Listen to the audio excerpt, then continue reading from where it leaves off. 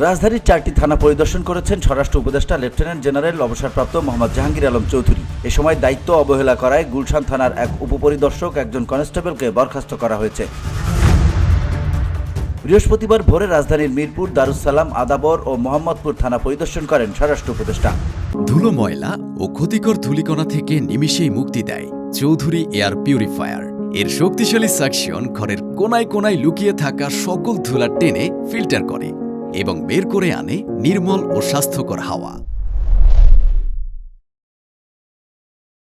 স্বরাষ্ট্র উপদেষ্টা বলেন, আইনশৃঙ্খলা বাহিনীর সদস্যরা ভোরের দিকে দায়িত্বে শিথিলতা দেখায়। এই সুযোগে সন্ত্রাসী ও অপরাধীরা নানা রকম অপরাধমূলক কর্মকাণ্ড করার চেষ্টা করে। আমি আইনশৃঙ্খলা বাহিনীকে নির্দেশ দিয়েছি তারা যেন এ সময়েও সজাগ ও সতর্ক থাকে। গুলশান থানার দায়িত্বে অবহেলা করায় একজন এসআই ও একজন কনস্টেবলকে সাসপেন্ড করা হয়েছে।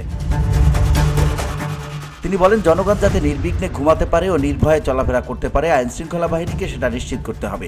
আইনশৃঙ্খলা পরিস্থিতি মনিটরিং করার জন্য বাহিনীর পাশাপাশি মন্ত্রণালয়ের অফিসারদেরও দায়িত্ব দেওয়া হয়েছে। তাছাড়া ফোর্স ও টহলের সংখ্যা বাড়ানো হয়েছে। যারা আইনশৃঙ্খলা পরিস্থিতির অবনতি ঘটাচ্ছে তাদেরকে আইনের আওতায় নিয়ে আসা হবে।